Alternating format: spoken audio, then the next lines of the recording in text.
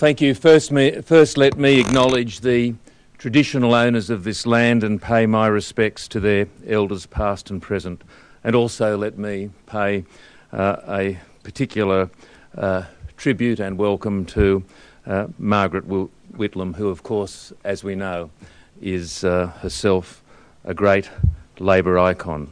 Well, distinguished guests, ladies and gentlemen, back in the 1980s, when Neville Wran and I were, at least metaphorically, butting heads beneath the stage of the Sydney Town Hall about where the Labor Party was and where it ought to be going, I don't think either of us would have imagined that I'd be standing here nearly 30 years later, able to honestly say I am honoured to give a speech named to honour him.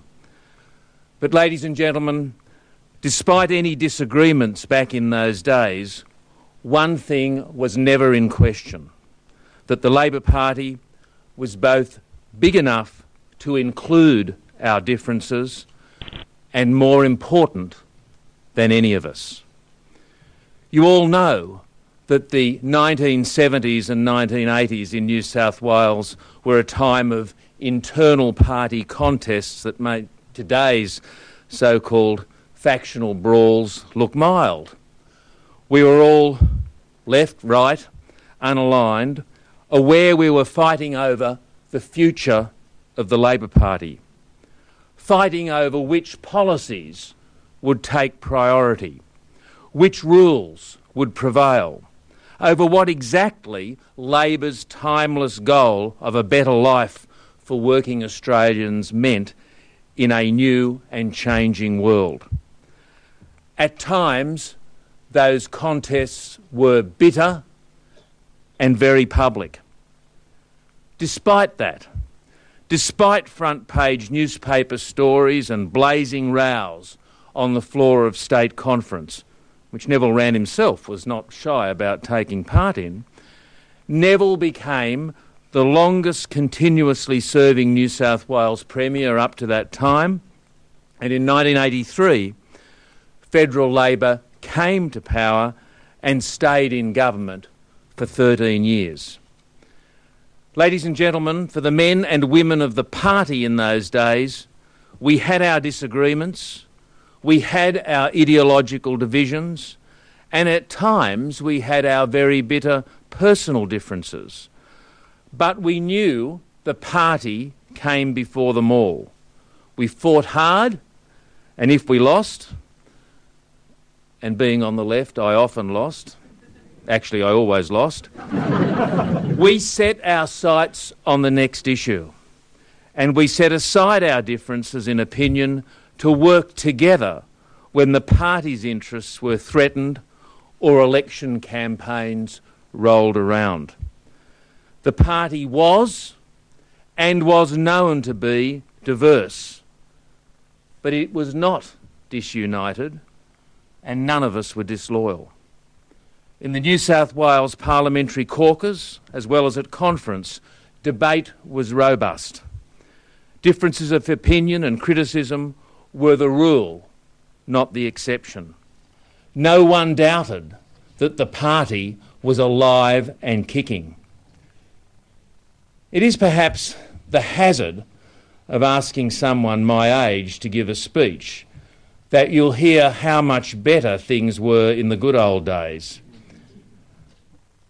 I don't want to give the impression that I would like the party to return to the days of the 70s and 80s, when a segment of the party, in the inner city especially, fell captive to those who used intimidation and violence, when my friend Peter Baldwin was savagely bashed.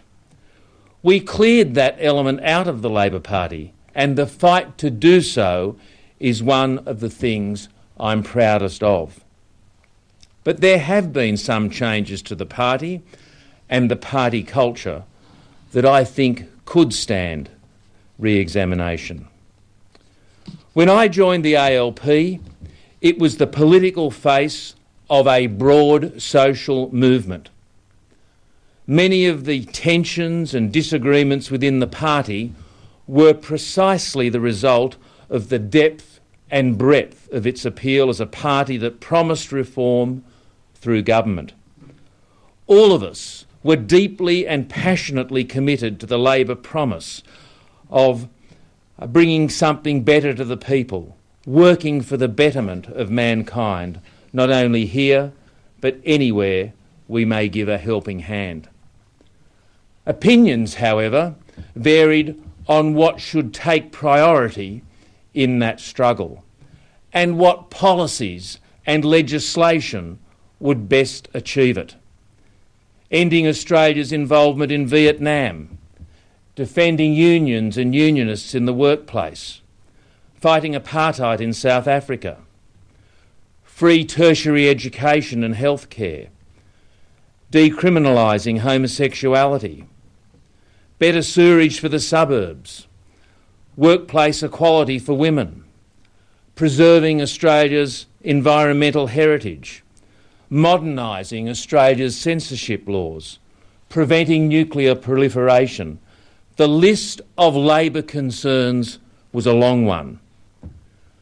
People were attracted to the Labor Party because they wanted to make the world a better place. Their involvement in the party was often only one facet of their pursuit of that goal. And while the party has never welcomed those who seek to make it the servant of another organisation's agenda and endured a devastating split for that very reason in the 1950s, the party I joined accepted that membership was, for many, one aspect of active community engagement. These days, as party membership dwindles, ALP strategists talk about reaching out to organisations active on particular progressive issues, gaining endorsement for our policies. That idea, with its implications of us in Labor and them in community organisations, is wrong. The frequency with which it's raised by hand-wringing apparatchiks makes many wonder if Labor has lost its way. Progressive, socially aware activists passionate about social and economic reform must never be outsiders to the Labor movement. Labor cannot thrive as an association of political professionals focused on the machinery of electoral victory and forming, at best, contingent alliances with Australians motivated by and committed to ideals and policies. A party organisation staffed by experienced and competent strategists and managers is necessary to serve the campaign and organisational needs of Labor's members and supporters, not to substitute for them. Nor should party membership be a useful and engaging experience only for those with ambitions to secure pre-selection. Some years back, I heard a member of Young Labor explaining a recruitment strategy. Today's activists, tomorrow's leaders. I don't blame that individual for being absorbed into a party culture that treats activism as a temporary phase on the way to the real work of entering professional politics. But I utterly reject the implication that our party is only attractive to those with the life goal of becoming parliamentarians. As Neville himself said last weekend, the political career path keeps new practitioners away from the reality of life of those they hope to represent. Rather than today's activists, tomorrow's leaders, I would say that today's activists, tomorrow's activists, better represents the party I joined and the party I believe we must be. The party we must be to represent and help those Australians who most desperately need a government guided by the principles of making life better for working Australians. And I think it's now clear the party we must be if Labor is to endure another century. Activism, community engagement, commitment to ideas, policy debate are not second-rate substitutes for getting into Parliament, nor are they routine ritual posturing on the way to pre-selection.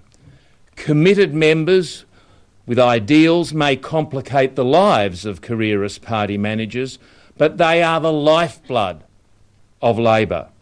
And the systematic efforts to marginalise and silence them in recent decades has brought us to where we are today. Years, decades even, of failing to provide meaningful involvement within the party for Australians committed to creating change has seen those men and women look to other avenues to bring about reform.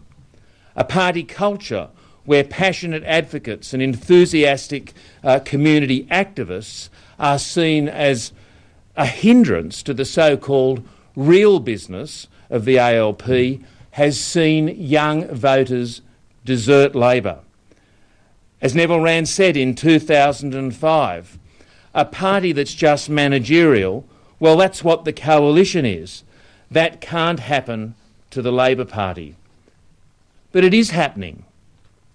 We have lost a generation of activists from Labor, and if we do not face the challenges and opportunities of reform in both structure and culture, we will risk losing a generation of voters as well. The party has now become so reliant on focus groups that it listens more to those who don't belong to it than to those who do.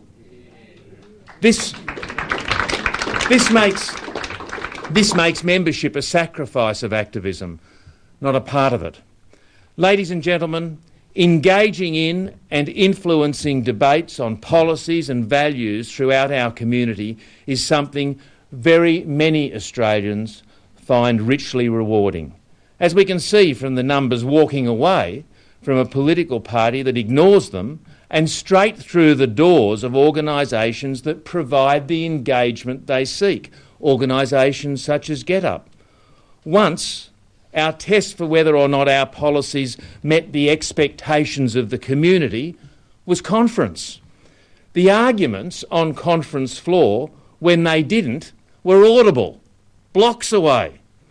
At Labor's last national conference, not a single contested measure was put to a vote on the conference floor. And this is seen by some as a triumph of party management. Dissent is contained behind closed doors. All potential embarrassment is avoided. I see it rather as a symptom of the anaemia that is draining the life from the Australian Labor Party, an apparent aversion to the unpredictability of democracy. Where once the role of the number cruncher was to make sure the votes were there to win a ballot, now it seems to be making sure there is no ballot. Factional fixes, log rolling and backroom deals in those few pre-selections not determined by an intervention see the candidates who don't get the nod gracefully withdrawing to allow the predetermined winner to claim unanimous support. And policy debates also stifled. Those who believe in a policy not supported by the party's public voices quietly sit down to avoid causing embarrassment. Trying to cast internal debate as disunity and revolt may spare us from damaging headlines, but it's also meant that our members feel the only roles for Labor's loyalists are as rubber stamps for decisions already made behind closed doors and as polling booth fodder on election day.